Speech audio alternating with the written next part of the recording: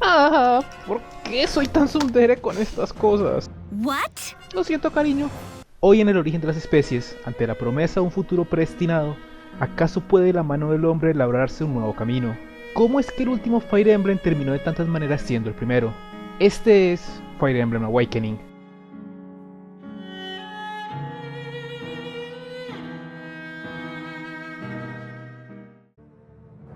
Ya hemos visto el origen de la marca, su avance por los años e incluso ese juego de DS que nadie parece o desea recordar. Así que esto será más del aquí y el ahora. Fire Emblem está en todos lados.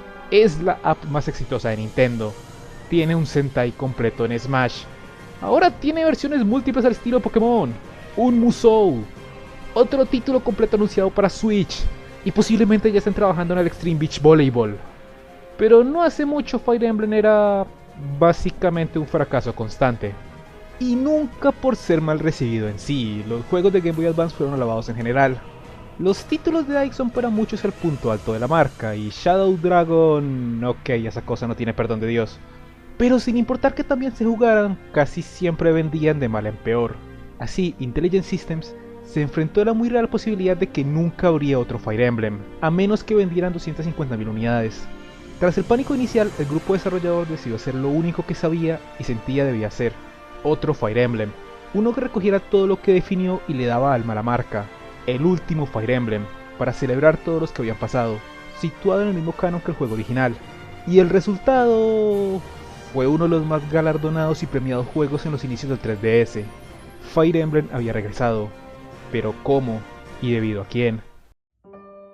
Esta es tu historia, sí, tu historia. Tras despertar en un terreno baldío, tu avatar, cuyo género, nombre y apariencia decides, se encuentra con el obligatorio protagonista de pelo azul.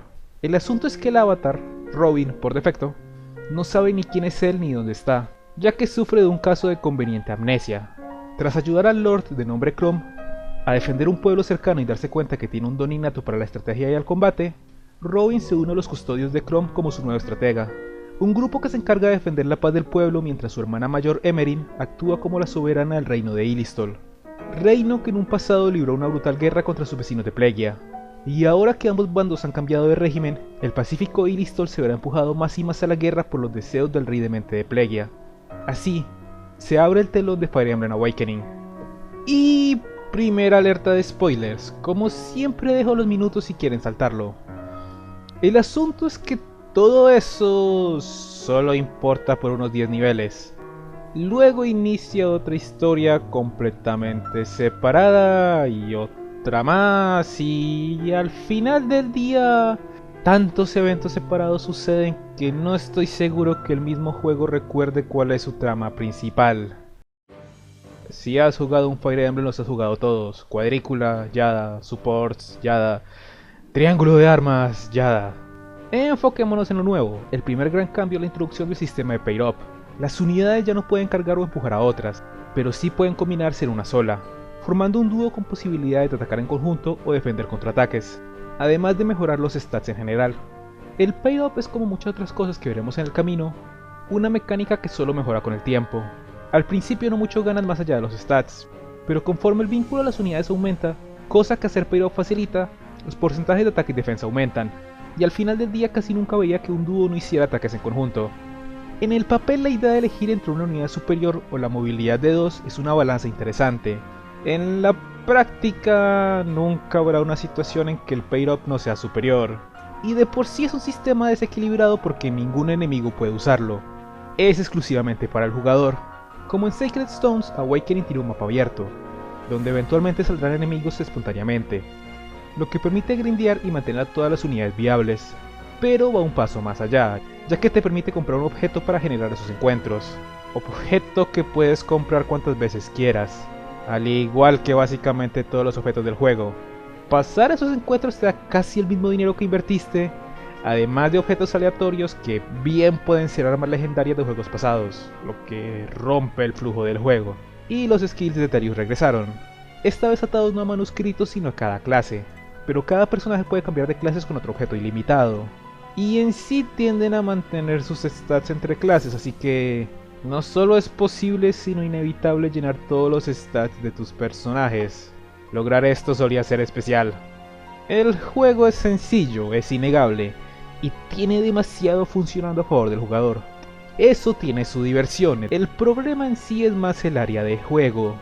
Awakening remueve todas las armas de asedio y largo alcance excepto una, que en mi juego nunca obtuve, y en mano de los enemigos tiene tasas tan bajas que bien podría no existir, aunque igual lograron golpear a Gaius 3 veces con posibilidades del 8%. De alguna manera, solo hay dos objetivos, matar a todos los enemigos o matar al comandante, lo que simplifica aún más el asunto y los mapas. Awakening inicia en un terreno baldío. Pues también nace, crece y se reproduce en un terreno baldío. Literalmente en el caso de reproducirse. Pasas de un área grande sin ningún tipo de geografía o construcciones a otra, a otra, a otra y a otra. Y todos los mapas aman lanzarte caballería y enemigos voladores. Y por alguna razón del diablo los refuerzos enemigos se mueven e inmediatamente aparecen. Y no hay ninguna manera de defenderse o evadirlos porque no hay nada en los mapas. ¿Alguna vez han googleado Zerg Rush? Háganlo. No, en serio. Paren el video, entren a Google, búsquenlo, mírenlo un rato y regresen. ¿Bien? Todos los mapas se resumen a eso.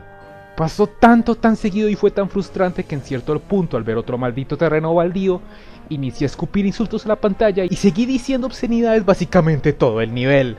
Lo que elijo interpretar como muestra de mi extenso vocabulario y no como prueba de que tengo problemas de manejo de la ira.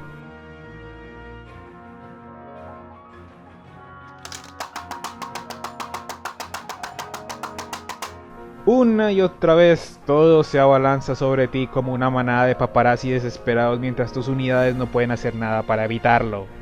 Así me refugio en una frase que he oído mucho respecto al juego.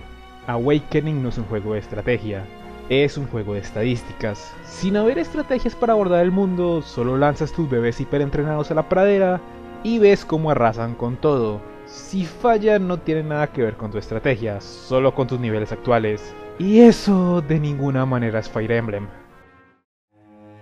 Y aún así es todo lo que fue y será Fire Emblem. Hay legítimos problemas en cómo está contada la historia, pero casi todos los títulos son así. Y los supports, eso que en muchos sentidos es el alma de la marca, es mejor que nunca. Hay una cantidad enorme de conversaciones entre tus aliados, ya que prácticamente todas las unidades de género opuesto se pueden emparejar. Mientras juegas hay claras muestras de que estás ganando afecto, y ya no hay límites en la cantidad de conversaciones que alguien puede tener. En ese sentido, legítimamente sientes que todos los custodios son primero un grupo de amigos y segundo un ejército. Cosa que Fire Emblem siempre trató pero nunca había logrado a este punto. Y hay otro gran elemento que hace referencia a su pasado, y tengo que mencionar sí o sí, pero es técnicamente un spoiler, pero la reseña nunca funcionaría sin eso, así que... no sé. ¿Spoilers? Técnicamente... completamente necesarios para juzgar y comentar el juego. La mayoría ya lo sabe, pero... ajá. Emparejar a tus personajes es vital para la trama y las mecánicas, ya que Awakening heredó de genealogía algo más que su amor por los espacios abiertos. Y eso es el sistema generacional. Dos unidades que se casen al llegar a Support S desbloquearán un hijo o hija reclutable, cosa que tiene más sentido en contexto, pero eso ya es asunto de la trama. Y aunque en sí solo la descendencia de Chrome es relevante en la historia, son una parte tan orgánica y entrañable que imaginar no obtenerlos suena completamente opuesto a la experiencia. Pero lo interesante es que ninguna pareja es fija, y cae en tus manos, y cada hijo obtiene bonificaciones y desventajas de sus padres. Escogerás una pareja por su historia, por sus estadísticas, qué habilidades heredarás, escogerás obtenerlos temprano para usarlos al máximo, o luego para que lleguen a su máximo potencial.